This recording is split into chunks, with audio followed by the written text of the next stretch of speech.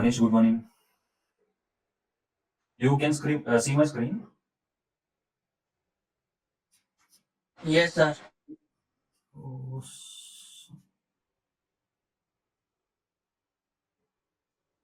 हाँ, ये ना आई विल एक्सप्लेन यू कि एग्जैक्टली क्या थॉट है इसके पीछे and how I see this. मतलब मैंने प्रेजेंटेशन में क्लियर कर दिया है। This is these are the basic four things which I generally see on every chart. Demand supply का बिहेवियर जो है उसमें। Before we start, my voice is clear? Yes, sir. Okay. तो ये ना वॉल्यूम और जो डिमांड सप्लाई उसमें हमेशा एक चीज का कंफ्यूजन रहता है कि किसको वॉल्यूम बोले और किसको डिमांड सप्लाई बोले। तो जब हम एक कैंडल किसी भी टाइम फ्रेम, वीकली हो डेली हो, एक टाइम फ्रेम का बात करते रहते हैं, तब हम वॉल्यूम की बात करते हैं कि उस दिन का या फिर उस वीक का या फिर उस आवर का जो कैंडल है, तो उसका वॉल्यूम क्या है। और जब डिमांड सप्लाई की बात करेंगे तब demand supply over the period of जो हम डिसाइड करेंगे, 1 महीना हो, 3 महीना हो, 6 महीना हो, 1 वीक हो, तो हम उसमें देखते हैं कि इस पीरियड में कितना बाइंग ज़्यादा है, कितना सेलिंग ज़्यादा है, तो डिमांड कितना है और सप्लाई कितना है। इसमें और एक हमेशा कन्फ्यूजन क्या रहता है कि कैलकुलेशन। तो मेरा हमेशा एक अप्रोच है कि कैलकुलेशन, प्रिसिजन इससे ज़्यादा ना एक ओवरऑल व्यू क्या दिख रहा है। तो ग्राफिकल व्यू में मेरे लिए मैं बहुत ज़्यादा उसमें ये रखता हूँ, बिलीव रखता हूँ, क्योंकि ये सामने दिखता है। इसीलिए अगर कोई भी वॉल्यूम टूल लो या फिर अपना डब्ल्यूटीए टूल लो, तो उसमें जो वॉल्यूम के या फिर डिमांड सप्लाई के ये दिखते हैं, बार्स दिखते हैं ना, उसमें क्लियरली पता चलता है कि एग्जैक्टली बिहेवियर क्या हो रहा है। और हमें बिहेवियर से मतलब है ना कि एग्जैक्ट पॉइंट टू पॉइंट की कितना परसेंट या फिर कितना वॉल्यूम ज्यादा है, कितना डिमांड ज्यादा है, कितना सप्लाई ज्यादा है। ये एक ओवरऑल अगर रखेंगे तो वो सिंप्लीफाइड हो जाता है।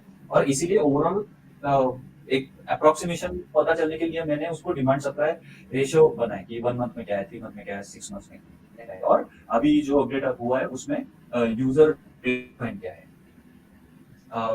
इसका एक ओवरऑल एक्सपेक्टेशन ही आप रखो कि एक क्या लेना है, ऐसा होता है। ना कि मैं एग्जैक्टली जाके प्रिसीजन पे जाऊँ कि कितना परसेंट और कितना क्या चेंज हो रहा है करके। सो आई होप कि ये एक सिंप्लीफाइड वे में अप्रोच आप ले लो। डिमांड सप्लाई और वॉल्यूम का क्लैरिफिकेशन हुआ, इसमें कुछ है कंफ्यूजन की और क्या? जब भी डिस्कस करते हैं तभी कुछ कंफ्यूजन है। मैं आगे कंडीशंस पे जाऊंगा, बट बिफोर दैट अगर कुछ क्वेरी या फिर कंडीशन रहेगा तो you can discuss even before we moving forward, अगर किसी को है कुछ तो। Shall we?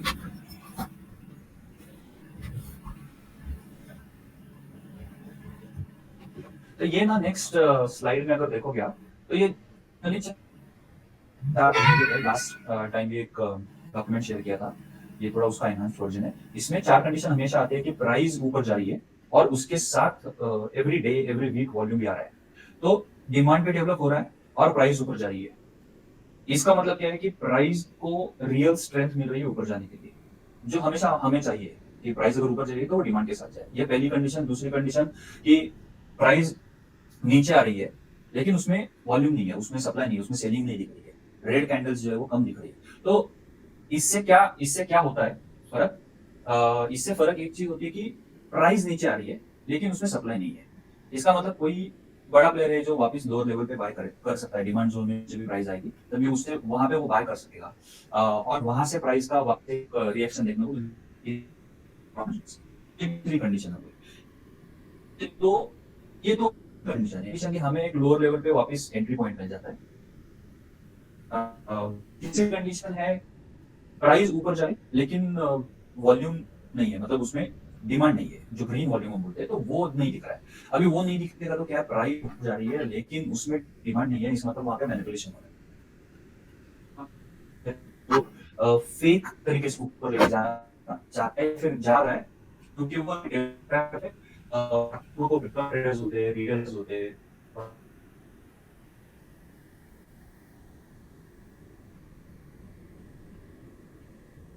उसके बाद में बड़ा सप्लाई देखने को मिल सकता है।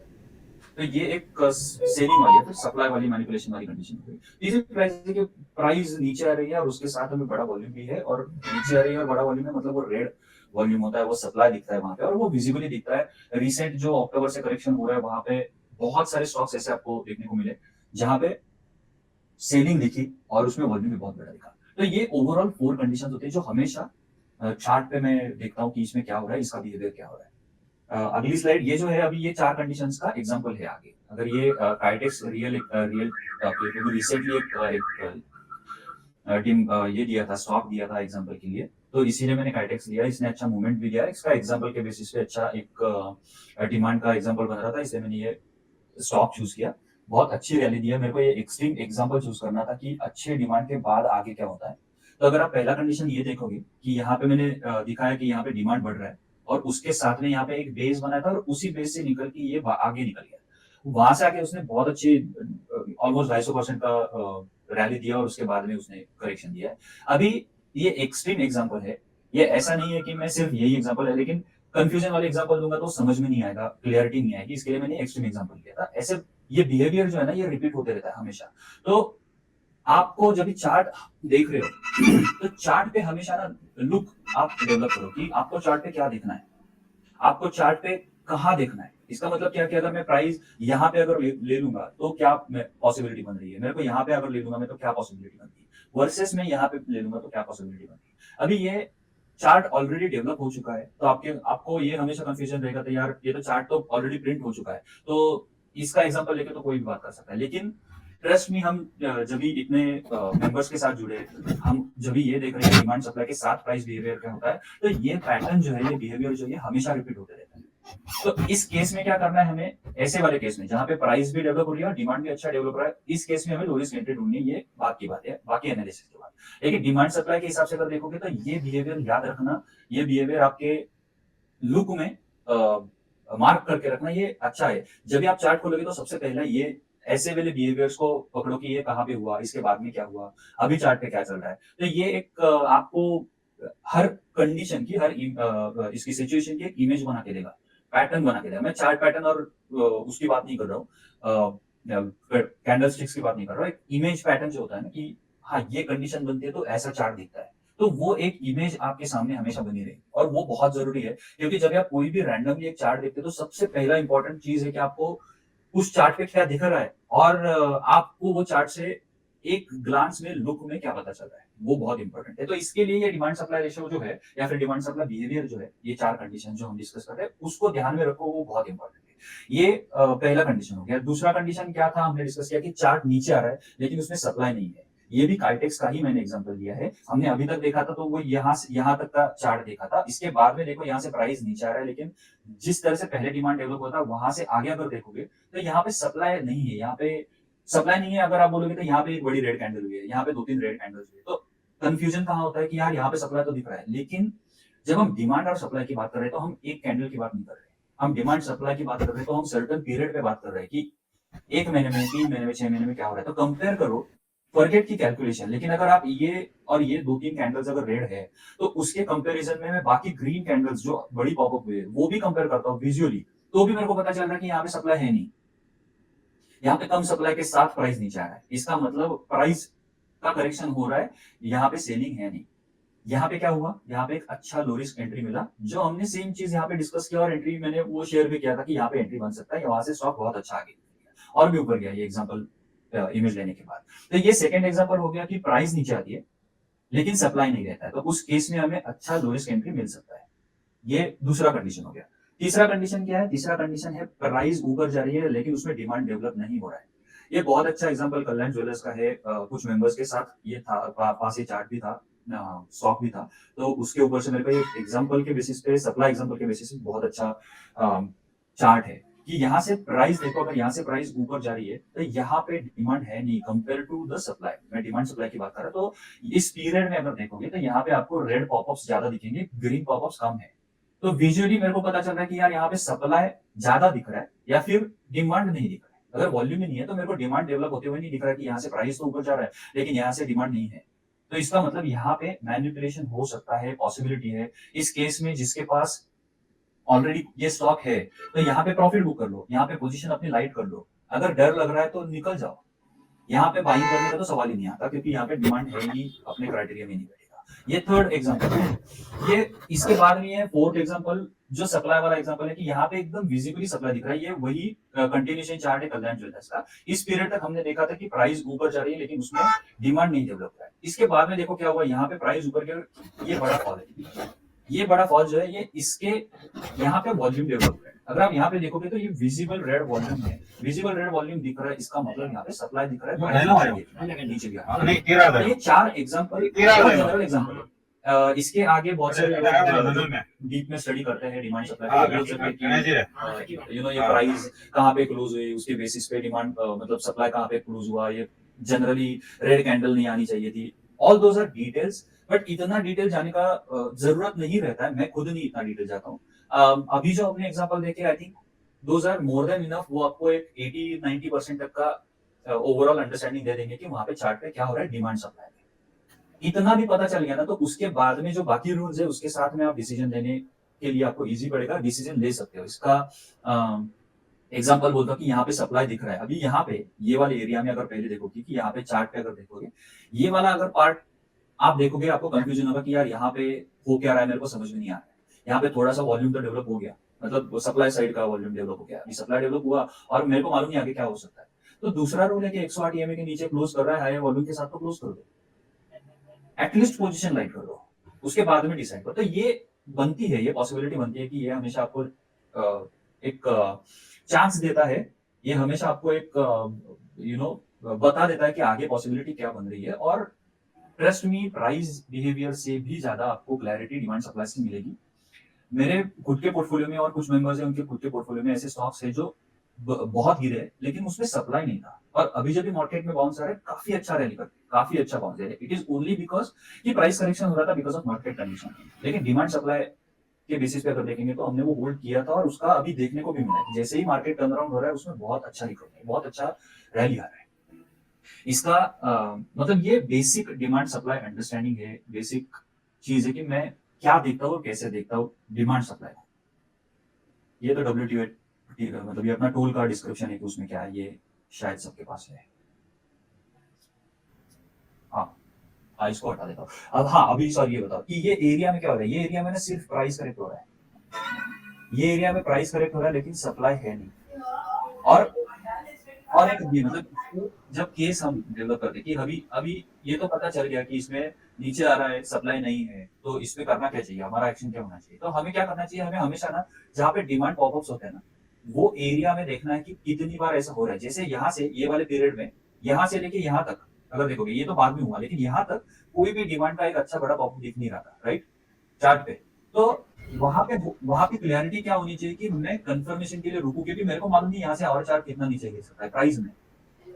तो हमें यहाँ पे क्या हुआ, यहाँ पे एक बार पता चला कि अच्छा यहाँ पे प्राइस होल्ड होने का कोशिश कर रही है, राइट, हमें उसके साथ कंफर्मेशन चाहिए। ये चार्ट यहाँ पे आके क्यों रिएक्ट हुआ वो भी देखना जरूरी है, क्योंकि यहाँ पे अगर आप देखोगे तो ये डिमांड जोन है, पहले से बना हुआ डिमांड जोन, राइट। ये वाला अगर देखोगे तो ये पहले से बना हुआ डिमांड जोन है, मतलब इतना बड़ा नहीं, मैं सिर्फ मार्क कर रहा हूँ। लेकिन यहाँ पे अगर देखोगे ये जो डिमांड है, ये वाले एरिया में जो डिमांड है, वहां पे प्राइस इस एरिया में थी, राइट। तो उसी एरिया में वापस आके प्राइस यहाँ पे रिएक्ट हो रही है। ये एरिया अगर देखोगे तो उसी एरिया में डिमांड जोन में प्राइस पे रिएक्ट हो रही है। हमें क्या चाहिए, हमें चाहिए कंफर्मेशन। हमें कंफर्मेशन मिल गया कि ये एरिया में प्राइस कहीं पे होल्ड करने का कोशिश कर रही है। अभी नेक्स्ट क्या होगा, नेक्स्ट क्या चाहिए हमें, हमें सेम ऐसे ही बिहेवियर और एक बार चाहिए, जहां से हमें पता चले कि अच्छा ये एरिया कंफर्म है जो होल्ड करने का पॉसिबिलिटी। अभी एक बार देखो, अगर किसी ने इस पॉपअप पे बाय किया होता, इस पॉपअप पे बाय किया होता, तो अगला बिहेवियर क्या है, यहाँ से ये वाले एरिया में अगला बिहेवियर क्या है डिमांड सप्लाई का, कोई बताएगा। जो एरिया मैंने सिलेक्ट किया है 20% वाला, वो एरिया में क्या हो रहा है, क्या बिहेवियर है डिमांड का, डिमांड सप्लाई का, नीचे जा रहा है पर सप्लाई नहीं है। परफेक्ट है। तो अभी देखो वहां पे क्या हुआ, यहाँ पे किसी ने अगर बाय किया ये वाले एरिया में, तो उसने तो बाय किया डिमांड पे, यार उस दिन का बहुत अच्छा कैंडल है, स्ट्रॉन्ग वॉल्यूम भी आया है, वो डिमांड जोन में भी आया है, तो सब कुछ तो सही है, करेक्ट करेक्ट करेक्ट। तो लेकिन यहाँ से तो मैनिपुलेट हो गया ना, ये नीचे आ रहा है, कोई होल्ड नहीं कर पाएगा। एक तो वो 20% का करेक्शन आया है, 20% का करेक्शन, और उसमें हम देख सकते हैं, हम उसका स्टडी कर रहे डिमांड सप्लाई का, तो हम देखेंगे कि अच्छा इसमें सप्लाई नहीं तो शायद होल्ड कर पाएंगे, पोजीशन कम लेंगे, कुछ भी मतलब जो अपना तरीका है। लेकिन सिर्फ डिमांड सप्लाई की बात करेंगे तो यहाँ पे एक बड़ा पॉपअप आया, किसी ने डिमांड के बेसिस पे लिया और वो यहाँ पे स्टॉप आउट हो गया और इसी रेंज को प्राइस ने होल्ड करके ऊपर चली। तो हमें क्या चाहिए, हमें ये ऐसा एक आ गया।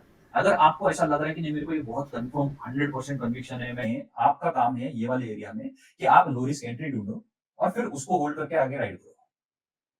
ये वाला एरिया जो है ना, ये ग्रीन वाला मतलब ये जो नीचे डिमांड डेवलप हो रहा है ये वाला भी और ये वाला भी, ये वाला कंफ्यूजिंग एरिया होता है। अगर आप डिमांड सप्लाई पे ध्यान नहीं दोगे तो आपको लगेगा ये मालूम नहीं ना, यहाँ से कोई स्टॉक कोई आदमी क्या करेगा, कोई ट्रेडर यहाँ पे ले लेगा बेस्ड ऑन डिमांड। वो क्या बोलेगा कि मैं इस स्टॉप तक लगाता हूँ, स्विंग ले लेता हूँ, राइट। यहाँ से कितना मेरा कितना परसेंट का गेन मिलेगा, ये आपका कितना 20-21% का गेन है, राइट। यहाँ पे बार बार स्टॉक एक बार आया नीचे गया, दूसरी बार आया नीचे जाने का कोशिश किया, यहाँ पे पहली पहली बार तो यहाँ से नीचे आपने यहाँ पे लिया, राइट, ये वाली कैंडल भी लिया, थोड़ा ऊपर गया, यहाँ से नीचे आया, वापिस इस जोन में आया, वापिस यहाँ पे नीचे आया, वापिस इसी जोन में आया 21% के। यहाँ पे बिहेवियर क्या हो रहा है ना, 10% 20% वाले जो ट्रेड कर रहे लोग वहां पे ये प्रॉफिट बुक कर रहे हैं बेस्ड ऑन दिस कि यहाँ पे ये टॉप पे जाएगा और मैं यहाँ पे टारगेट लगा के छोड़ दूंगा। लेकिन अगर आप डिमांड सप्लाई फॉलो कर रहे हो तो आपको यहाँ पे क्लियरली दिख रहा है ये हर रिट्रेसमेंट जहां जब भी ये स्टॉक नीचे आ रहा है, यहाँ पे है ही नहीं, कुछ वॉल्यूम ही नहीं है, उसमें सप्लाई है ही नहीं। तो डिमांड सप्लाई आप एक वीक पे काउंट करो, 2 वीक पे काउंट करो, एक महीने पे काउंट करो, हर टाइम पे बिहेवियर आपको यही दिखेगा कि स्टॉक ऊपर जा रहा है तो वहां पे डिमांड है, स्टॉक यहाँ पे नीचे आ रहा है 6-8 दिन तो यहाँ पे बिल्कुल सप्लाई नहीं है, वापस कंफर्मेशन दे रहा है कि स्टॉक ऊपर जा रहा है, यहाँ पे नीचे आया तो यहाँ पे बिल्कुल सप्लाई नहीं है और फिर उसने उसके बाद में ये रैली किया। तो आप सोचो कि इसने 1 2 3 बार तो आपको एंट्री पॉइंट दे दिया, लो रिस्क एंट्री पॉइंट दे दिया, विद कंफर्मेशन दे दिया कि डिमांड जोन को भी वो होल्ड कर रहा है और डिमांड को भी वो फॉलो कर रहा है। यहाँ पे अभी चार्ट में मैंने ना ईएमए लगाया है ना आरएसआई लगाया है, ना कुछ भी जरूरत नहीं है। अगर ये बिहेवियर आप अंडरस्टैंड कर लो, इसके साथ में आप लो रिस्क एंट्री फाइंड करो। रिस्क मैनेज करना बहुत इंपॉर्टेंट है और फिर सिर्फ ट्रेड के लिए आप कंफर्मेशन देखो कि ये 108 ईएमए क्या कर रही है। आप देखो, मैं तो अभी बात भी नहीं कर रहा था, लेकिन यहाँ पे बिहेवियर देखो, वो एग्जैक्टली 6 महीने के एवरेज प्राइस के मतलब 108 ईएमए के एवरेज प्राइस के ऊपर ये एक्टिविटी कर रहा है।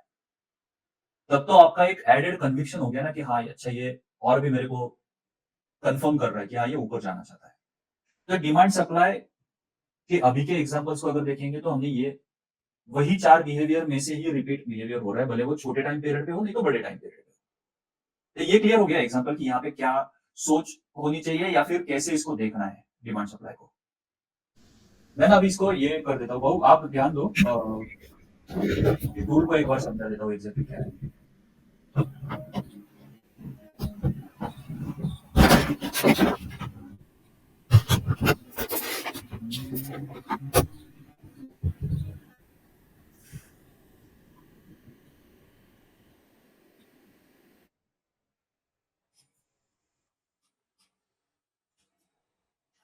मेरा स्क्रीन विजिबल है ना सबको?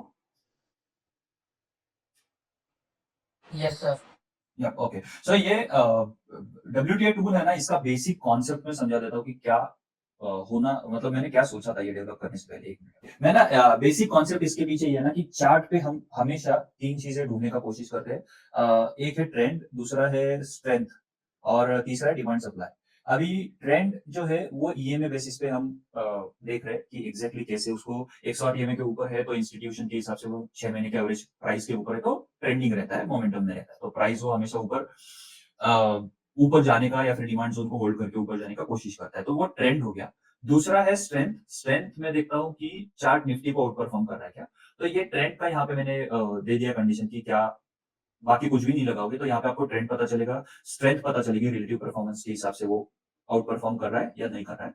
बेसिक इंफॉर्मेशन सेक्टर और इंडस्ट्री की दे देगी टेबल में। यहाँ पे मार्केट कैप पता चलता है, मार्केट कैप हम मेरा क्राइटेरिया है कि मैं 1000 करोड़ के ऊपर वाली कंपनीज में ज्यादा प्रेफर करता हूँ, तो वो यहाँ पे पता चलेगा। वॉल्यूम पता चलेगा आज का, लेकिन एवरेज वॉल्यूम ज्यादा जरूरी है क्योंकि average volume over 30 days 1 lakh के ऊपर होना चाहिए, तो लिक्विडिटी क्राइटेरिया फुलफिल होता है, लिक्विडिटी इश्यूज नहीं आते, मतलब स्टॉक सेल करना है या बाय करना है और क्विकली अच्छे प्राइस पे निकल सकते हो। एवरेज रुपी वॉल्यूम है, इससे पता चलता है कि 30 डेज पीरियड पे कितने पैसों का लेन देन हुआ है। तो यहाँ पे एग्जांपल, यहाँ पे 700 करोड़ रुपए का हुआ है, तो ये एवरेज रुपी वॉल्यूम हो गया। कि मेरे को ये क्यों लगता है, जब भी आपका पोर्टफोलियो साइज बढ़ता है, आप किसी स्टॉक में बड़ा पोजीशन लेना चाहते हो, तो आपको एवरेज रुपी वॉल्यूम पता चलना चाहिए कि मैं लगा रहा हूँ 2 करोड़ रुपए, लेकिन एवरेज रुपी वॉल्यूम में अगर उसमें 200-300 करोड़, 400 करोड़ रुपए का ट्रांज़ैक्शन हो रहा है, तो उसमें से 2 करोड़ रुपए ट्रांज़ैक्ट करना मेरे लिए आसान हो जाएगा। तो इसके लिए एवरेज रुपी वॉल्यूम हो गया। फिर आता है demand supply ratio 1 month, 3 month और 6 मंथ्स। इसमें अभी मैंने ऐड किया है यूजर डिफाइन। यूजर डिफाइन में क्या होता है? 6 मंथ्स में बता देगा। 6 मंथ्स एक ओवरऑल ब्रॉड पिक्चर बता देगा आपको कि डिमांड सप्लाई में क्या चल रहा है। 3 मंथ में क्वार्टर ऑन क्वार्टर वाले रिजल्ट्स जो आते हैं ना, उस बेसिस पे ये बिहेवियर आपको पता चलेगा कि कैसे बिहेव करेगा। Is it matching with the quarterly results और नॉट। 1 मंथ वाला जो है वो आपको मोमेंटम दे देगा। तो 6 मंथ्स पॉजिटिव है, 3 मंथ्स पॉजिटिव है और 1 मंथ पॉजिटिव है लेकिन और भी बढ़ रहा है, तो then it will give you push कि यहाँ से स्टॉक अच्छा रैली कर सकता है। ये एक 3 क्राइटेरिया का हो गया। लेकिन यूजर डिफाइन में क्या है, मैंने जानबूझ के ऐड किया कि 1 वीक का देखो, 2 वीक का देखो।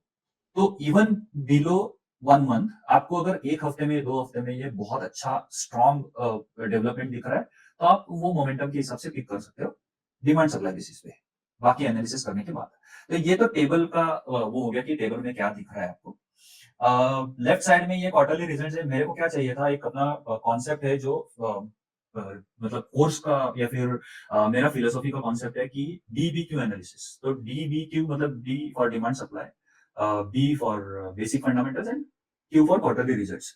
तो मेरा बेसिक अंडरस्टैंडिंग या फिर ऑब्जर्वेशन ऐसा है कि अगर कोई भी चार्ट पे डिमांड डेवलप हो रहा है लॉन्गर पीरियड पे, तो उसमें रिजल्ट बेसिस पे या फिर फंडामेंटल बेसिस पे कुछ ना कुछ तो कंपनी में चल रहा है, इसीलिए उस पे डिमांड डेवलप हो रहा है।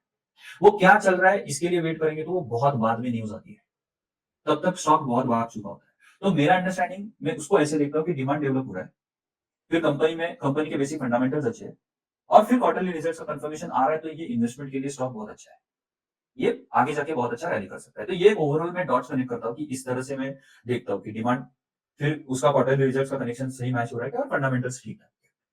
ये ये इसके लिए अगर मेरे को डिमांड सप्लाई और क्वार्टरली रिजल्ट्स अगर साथ में देखेंगे, तो ये बहुत अच्छा क्लैरिटी दे देगा कि एग्जैक्टली क्या हो रहा है और मैं इसको कैसे कनेक्ट करूँ। एग्जाम्पल कि यहाँ पे डिमांड डेवलप हुआ और यहाँ पे उसने क्वार्टरली रिजल्ट्स दिया। यहाँ पे हम चेंज कर सकते हैं कि वाई वाई देखना या फिर क्वार्टर ऑन क्वार्टर वाले देखने। तो मैं इसमें ये देखूंगा कि यहाँ पे डिमांड डेवलप हो रहा है, लेकिन उसके साथ क्या मेरे को क्वार्टरली रिजल्ट्स में भी कुछ परफॉर्मेंस दिख रहा है कि नहीं दिख रहा है। तो ये अगस्त 2024 का था, ये अगस्त 2024 का है। वही है ना? नहीं, September 2024. हाँ सॉरी, ये वाला, दिस वन। Yes.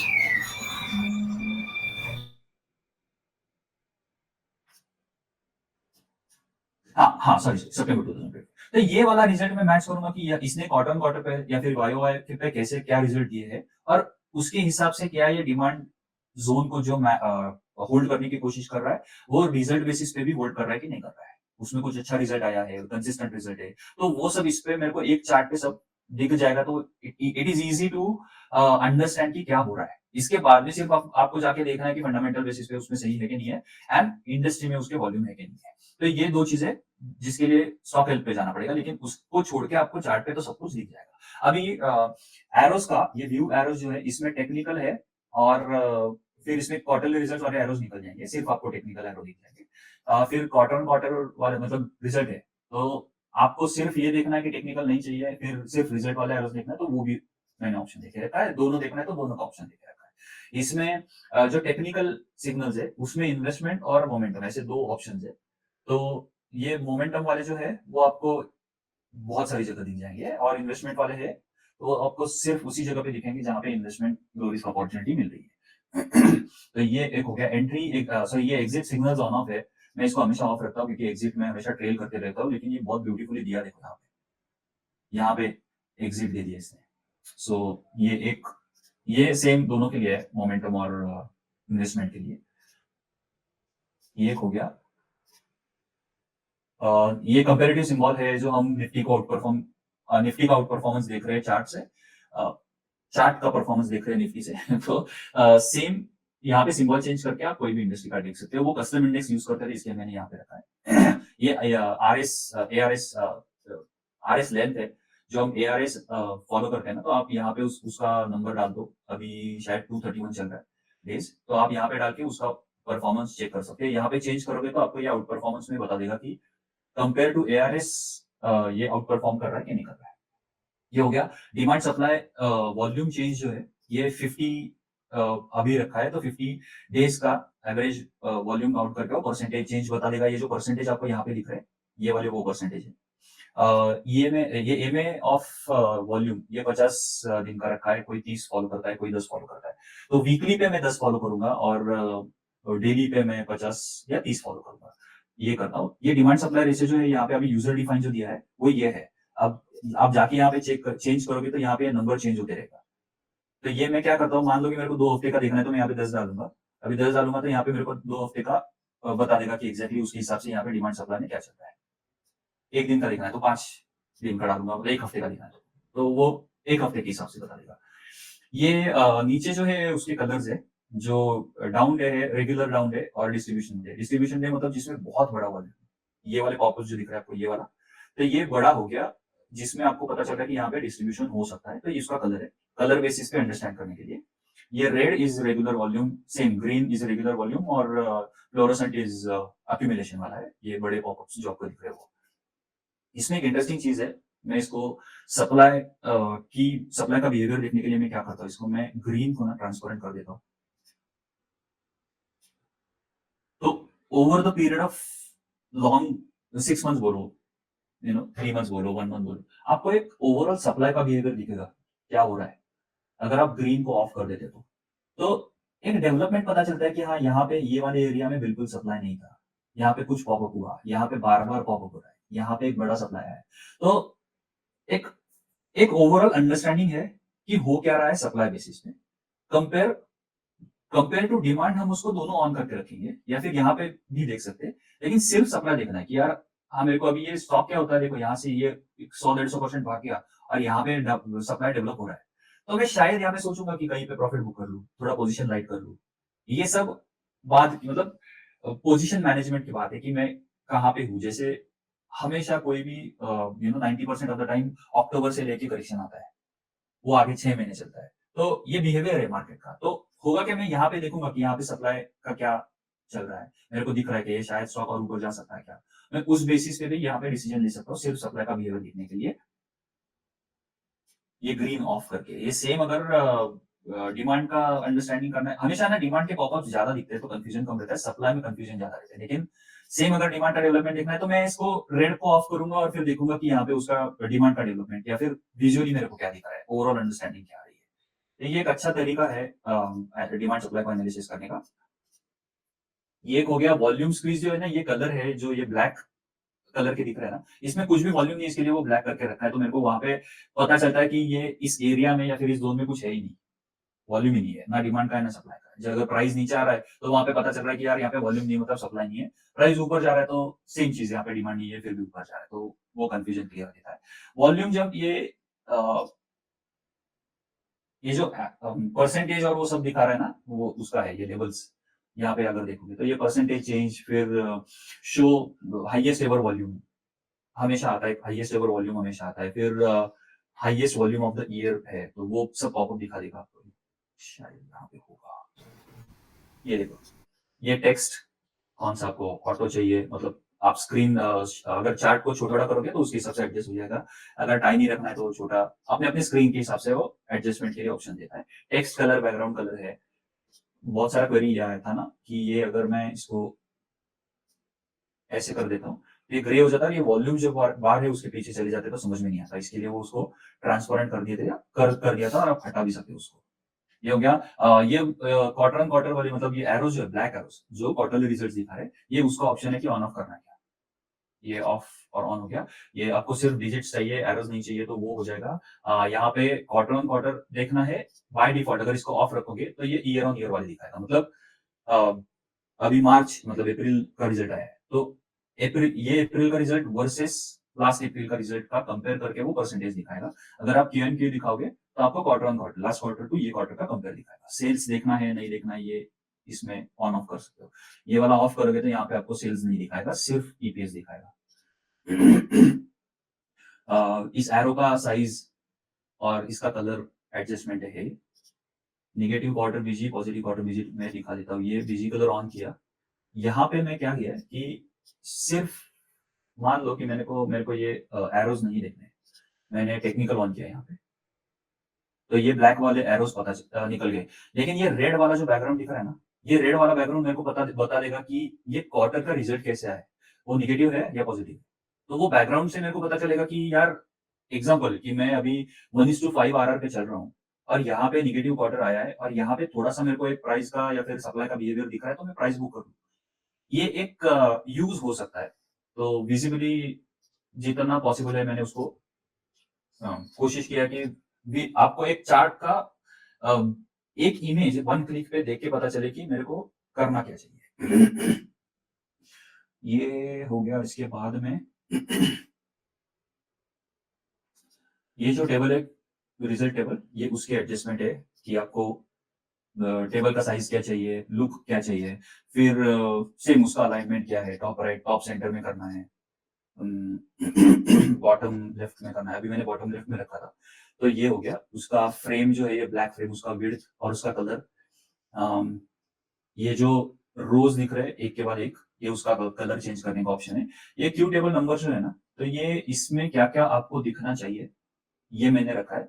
ये एस्टिमेट्स है। एस्टिमेट्स अगर देखोगे तो ये लास्ट वाला जो ऑप्शन रहता है, जो आगे आने वाले रिजल्ट है उसके एस्टिमेट्स रिपोर्ट करते हैं। तो वो एस्टिमेट्स आते हैं और फिर उसको कंपनी बीट कर रही है, मैच कर रही है कि नहीं कर रही है, उसके बेसिस पे प्राइस का बिहेवियर भी चेंज होता है। तो इसके लिए एस्टिमेट्स किसी को रखने नहीं रखने वो अपना अपना चॉइस है। लेस क्वार्टर्स देखना है तो ये लेस क्वार्टर्स ऑन करेंगे तो ये कम क्वार्टर, 3 या 5 क्वार्टर दिखाएगा, क्योंकि वाई भी दिखाना जरूरी है इसमें। अगर ज्यादा रखेंगे तो एक बिहेवियर पता चलता है। इसमें जो भी ये है, बहुत सारी कंपनियां रिपोर्ट नहीं करती है रिजल्ट्स, तो उसमें एनए दिखाई देता है। तो ये आपको एनए हटाना है नहीं हटाना है वो एक दिखे रखा है। शो वर्सेस वाई, ये जो है ना, आपको अगर ये ऑन करोगे तो यहाँ पे चेंज देखोगे आप। इसमें क्या हो रहा है, ये पहले क्या था वर्सेस अभी क्या है, ये आपको दिखाएगा कंपैरिजन टेबल में। अगर आपको देखना है किसी को उस डेटा का हेल्प हो रहा है तो वो यहीं पे दिखा देगा। मैं उसको जनरली ऑफ रखता हूँ, परसेंटेज में जो चेंज हो रहा है उससे पता चलता है। ये वाई का है, अगर मैं वाई हटा देता हूँ तो सिर्फ क्वार्टर ऑन क्वार्टर वाला दिखाएगा। अगर क्वार्टर ऑन क्वार्टर मैं इसको ऑन कर देता हूँ तो पहले मेरे को चेंज जो दिखा रहा है वो वाई वाला दिखा रहा है। मतलब लास्ट अप्रैल टू ये अप्रैल, लास्ट मार्च टू ये मार्च में क्या चेंज हुआ, और क्यू एन क्यू में लास्ट क्वार्टर टू ये क्वार्टर में क्या चेंज हुआ, ये दिखा रहा है। एग्जैक्ट ये ईपीएस का हो गया। और राइट साइड में सेल्स का सेम दिखा रहा है कि सेल्स में क्या फर्क पड़ा क्वार्टर ऑन क्वार्टर और वाई में। ये हो गया। सरप्राइजेस है कि कितना एक्सपेक्टेड था और कितना सरप्राइज हो गया वो, और ग्रॉस मार्जिन में कितना फर्क पड़ा, ये एक है। इसमें आप रिटर्न ऑन इक्विटी ऐड कर सकते हो। ये रिटर्न ऑन इक्विटी में चेंज जो है, रिटर्न ऑन इक्विटी वाई में आपको परफॉर्मेंस बता देगा कि एग्जैक्टली कैसे बिहेव कर रहा है company year on year basis पे। तो ये वो हो गया। फिर इसमें रोज और कॉलम और पॉजिटिव और नेगेटिव। ये पॉजिटिव नेगेटिव जो है ना, ये इसका कलर है। ये आप ब्लू देख रहे हो, ये पॉजिटिव क्वार्टर का है। आप इसको जो चाहिए वो कलर चेंज कर सकते हो, ग्रीन भी कर सकते हो। ये चेंज हो गया कलर उसका, लेकिन मैं जो है डिफॉल्ट मैंने उसको जानबूझ के ब्लू रखा है। चार्ट पे व्हाइट वाले चार्ट पे वो अच्छा क्लैरिटी दे देता है। नेगेटिव में रेड है तो पता चलता है कि कितने नेगेटिव क्वार्टर्स आए। बाकी तो और ज्यादा टूल में है कुछ नहीं। स्टाइल में अगर आप जाओगे तो ये बीजी कलर ऑन ऑफ करने के लिए ऑप्शन है। ये वॉल्यूम और उसका एम ए, ये जो है उसका कलर है। शेप्स जो ग्रीन और रेड सिग्नल वाले शेप्स दिख रहे थे वो है। और ये टेबल है, जो टेबल और पैनल, तो ये लेबल्स और ये टेबल, ये दोनों आपको यहाँ पे ऑन ऑफ करने का ऑप्शन है। अगर आप ऑफ कर देते हो तो ये ऑफ हो जाएगा। सिर्फ डिमांड सप्लाई देखने के लिए आपको ये आसान हो जाएगा। ये भी एक बहुत अच्छी चीज है, आप देखो इसको। जनरली मैं अभी इससे स्कैन कर रहा हूँ, दूसरा कुछ नहीं कर रहा। नहीं, मैं ना इसमें अपने वीकली रिपोर्ट में देखा क्या मैंने, वो दिखाया था कि मैं एग्जैक्टली इसको यूज कैसे करता हूँ। हाँ देखा था अभी फाइनेंस वाला मान लो कि स्टॉक हमने कुछ निकाले थे, ये वाला कौन सा है, मैं क्या देखता हूँ, ये इंडस्ट्री देखता हूँ कौन सी है। शायद अभी ये कंज्यूमर फाइनेंस है। मैं क्या करूंगा, ये इस पे जाऊंगा और वो वाली इंडस्ट्री फाइंड करूंगा। और वो वाली इंडस्ट्री में मैंने यहाँ पे पहले वो जब चार्ट में तभी देखा था इंडस्ट्री में बहुत अच्छा वॉल्यूम हो रहा है, तो मैं यहाँ पे देखूंगा कि यहाँ पे मेरे को दिख रहा है क्या। तो यहाँ पे डिमांड तो डेवलप होते हुए दिख रहा है, यहाँ पे छोटा, यहाँ पे सप्लाई दिख रहा है। तो ये आउट परफॉर्म करना चालू किया है इंडस्ट्री। तो अभी मैं इसको देखूंगा कि एग्जैक्टली इसका बिहेवियर आगे क्या पॉसिबल हो सकता है, और फिर मैं नीचे आके उसमें से कौन से स्टॉक्स है जो 1000 करोड़ के ऊपर है और वॉल्यूम एवरेज वॉल्यूम में 30 डेज का करूंगा, उसको जाके मैं चेंज करूंगा कि 1 लाख के ऊपर मेरे को ये चाहिए। तो इतने सारे कंपनीज आए, ये कंपनीज में मैं सॉर्ट पहले तो करूंगा इसको कि आरआरजी में इंप्रूविंग कौन से है। तो मैं पहले इनका जाके चार्ट चेक करूंगा, इंप्रूविंग में लो रिस्क एंट्री नहीं मिली तो मैं लीडिंग में जो है उनमें जाके चेक करूंगा कि ये लो रिस्क एंट्री मेरे को कहाँ पे मिलती है। तो ये बेसिक हो गया। अगर ये किसी को नहीं फॉलो करना है, ये देखना है कि ये एआरएस के अबव कौन से स्टॉक्स है, तो क्या मेरे को इनमें लो रिस्क एंट्री मिल रही है क्या, वो मैं देख सकता हूँ। लो रिस्क एंट्री मेरे लिए बहुत ज्यादा मायने रखती है, बहुत इंपॉर्टेंट है लो रिस्क को मैनेज करना। तो ये एक हो गया, ये क्राइटेरिया डिफरेंट क्राइटेरिया हो गए। कुछ लोग होते हैं कि जिनको डिमांड सप्लाई 3 महीना, 4-6 महीना और 1 महीना, मैं ये 3 भी लगाता हूँ। अभी मैं क्या करूंगा इसको, पहले देखूंगा 3 महीने के एटलीस्ट पॉजिटिव होना चाहिए। तो यहाँ पे 1 आ गया, यहाँ पे ये 2 दिखा रहा है कोई एक स्टॉक है, तो मैं ये इंटरेस्टिंग लगा, ये 1 हो गया और ये 1.8 हो गया। तो 6 महीने के एवरेज प्राइस पे, 6 महीने के पीरियड पे ये मेरे को बहुत बड़ा डिमांड दिखा है। तो ये जाके चार्ट देखूंगा, लेकिन ये पॉजिटिव हो गया, मैं इसमें भी यहाँ पे 1 से ऊपर रखूंगा और फिर इसमें भी 1 से ऊपर रखूंगा। मतलब तीनों में मैंने पॉजिटिव देखा और फिर इन चार्ट में जाके देखूंगा मैं कि कौन से सर क्रेडिट एसीसी, हाँ क्रेडिट हाँ एसीसी। क्रेडिट एसीसी, अच्छा ठीक है। ये मिला यहाँ पे। तो ये वाले स्टॉक्स है ना, कि ऐसे वाले स्टॉक्स की जो हमें मतलब अलग अलग तरीके से फाइंड कर सकते हैं। ये स्कैनर पूरा एक साथ यूज करना जरूरी नहीं है। एक हो गया आरआरजी, एक हो गया एसआरएस एआरएस, एक हो गया डिमांड सप्लाई बेसिस पे। ये 2-3 अलग अलग फिल्टर्स लगा के आप चेक कर सकते हो। फिर इसमें आपको क्या दिखेगा, आपको बाकी स्टॉक पे जाने का जरूरत नहीं है। जैसे इंप्रूविंग मैंने यहाँ पे लगाया, मैं ये वाले स्टॉक ये वाला हटा दिया मान लो। 1 मिनट, मैं इसको क्या करता हूँ, 6 महीने पे कॉम्बिनेशन करता हूँ कि डिमांड सप्लाई रेशियो वो 6 बस 1 के ऊपर होना चाहिए और उसके बाद में ये इंप्रूविंग आनी चाहिए। मैं आगे राइट साइड में जाके देखूंगा क्या कंपनी का आरओई आरओसी क्या दिखा रहा है। तो ये बहुत अच्छा आरओई आरओसी है। Stock P versus industry P, अभी इंडस्ट्री पी बड़ा है, ये स्टॉक पी कम है। ये कौन सा चार्ट है, ये देखते हैं उज्जीवन। तो मेरे को वैल्यूएशन बेसिस पे क्या पता चला कि उज्जीवन अच्छा दिख रहा है वैल्यूएशन बेसिस पे। बाकी सब तो हमने पहले लगा लिया। प्रोमोटर्स होल्डिंग्स काफी अच्छी है, एफआईआई होल्डिंग ठीक ठाक है, नहीं भी है तो भी चलेगी। और ये देखो तो ये वैल्यूएशन बेसिस का पॉइंट, वैल्यूएशन बेसिस मतलब स्टॉक इंडस्ट्री पी ज्यादा है, स्टॉक पी कम है, तो स्टॉक को वैल्यूएशन वाइज ऊपर जाने के लिए और रूम बचा है। मतलब ये भी सेम है।